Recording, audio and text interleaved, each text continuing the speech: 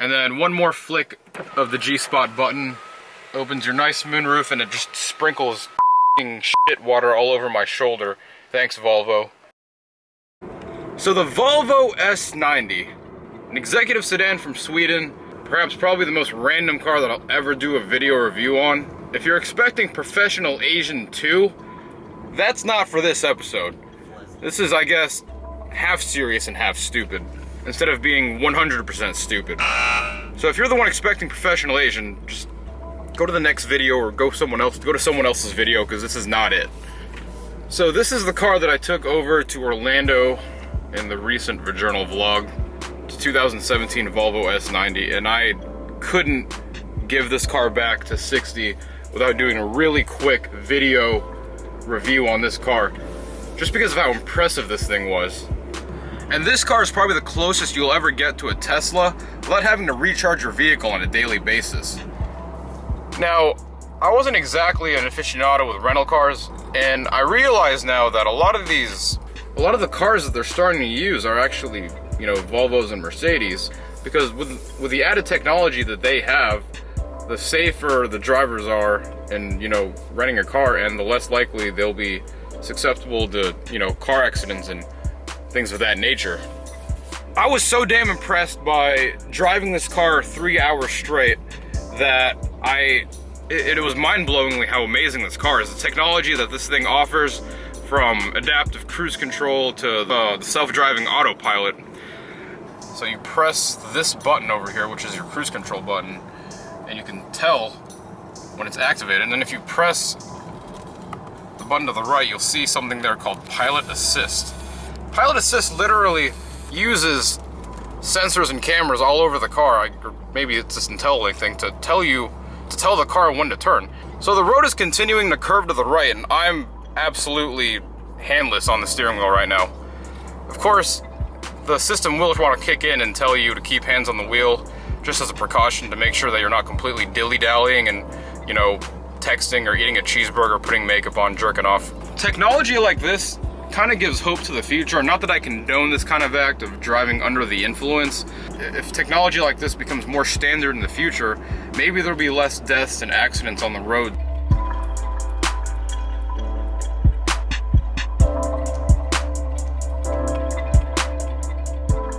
You know, Volvo has always been known for its safety. After all, they did invent the 3-point seat belt, which many of us are accustomed to in vehicles nowadays. Alright, so let's take a brief look at the interior of the vehicle. After all, it's usually the part of the car that you see the most anyway, so that usually makes the most sense. Now, the first thing you notice when getting in the car is the ginormous 9-inch display screen that you see right smack dab in the middle of the console. It kind of looks like an iPad mini. And straight ahead of you, right past the steering wheel, you've got yourself a fully digital cluster. You know, it tells you obvious stuff, your time, temperature, tachometer, speedometer. Also, when you pull up a GPS position coordinate, I sound like a spaceman saying that shit. When you pull up an area on the navigational system where you're trying to head to, it'll actually appear on this display here in the center. Now that I have nothing on right now, it's just blank. Pretty standard gear shifter. It's not any fancy little wiggle dick that you just like kind of flick forward or back. It's a fully mechanical gear that you actually have to move around with a button in the back, which isn't disappointing, but you know, cars nowadays have those little knobs and stuff, something you'd expect in an executive sedan like this. I mean, after all, it's pretty much a Swedish limousine right here. All that leg room, you can fit about 14 dead bodies in the back. The displays you can actually interchange by use of the settings, and just like an iPad, it's a little bit buggy in the morning, I guess. Still waking up. So just like any other tablet that you see, you'll see little notches there that you can press, swipe down, or I guess you can just press it. Sweet. Make me look like an idiot. Just press the settings button, and you go over to, let's say, My Car. A lot of the things on this display are customizable as well. Displays, you can change the themes. I like the sports, or the performance gauge. You know, it's got a little bit of red tinge into it. Makes me feel like I'm driving a Ferrari, not a 14-ton boat. But if you're more classy, you know, you get the other three options, which are chrome rings, minimalistic, and last but not least, glass.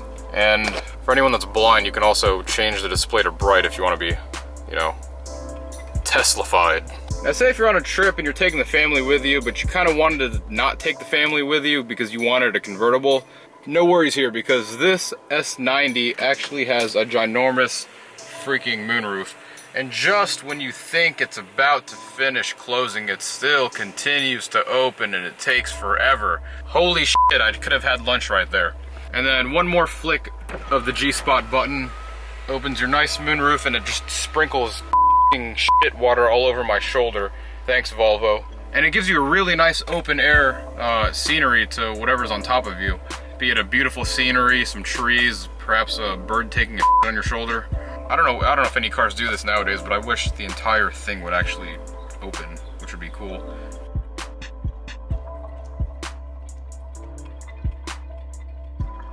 One of the more nifty features that this car has is if you're in the passenger side rear seat compartment, you actually have controls over things like the adjustments of the front seat by this knob over here, you know, for more leg room should you need it.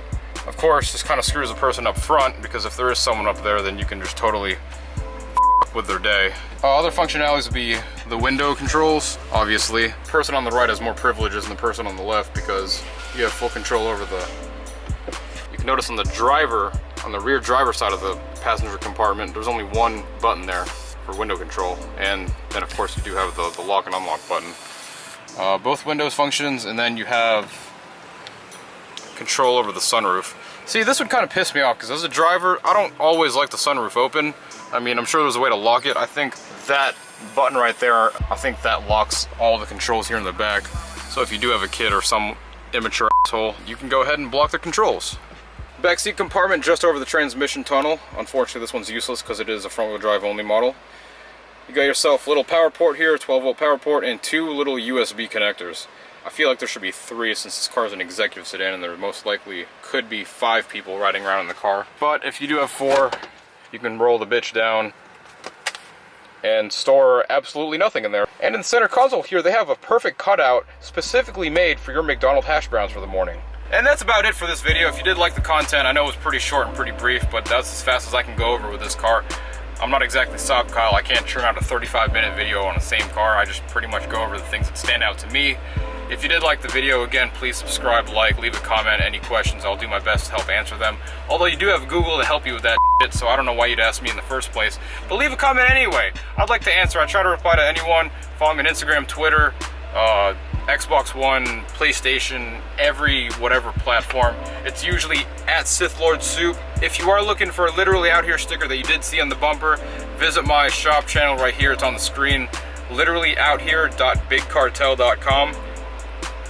It is the Literally Out Here Lobster Company. It's my channel. It's my hub for channel support. If you do like my channel and I want to support sticker. So again, thanks for watching, and I'll see you in the next video.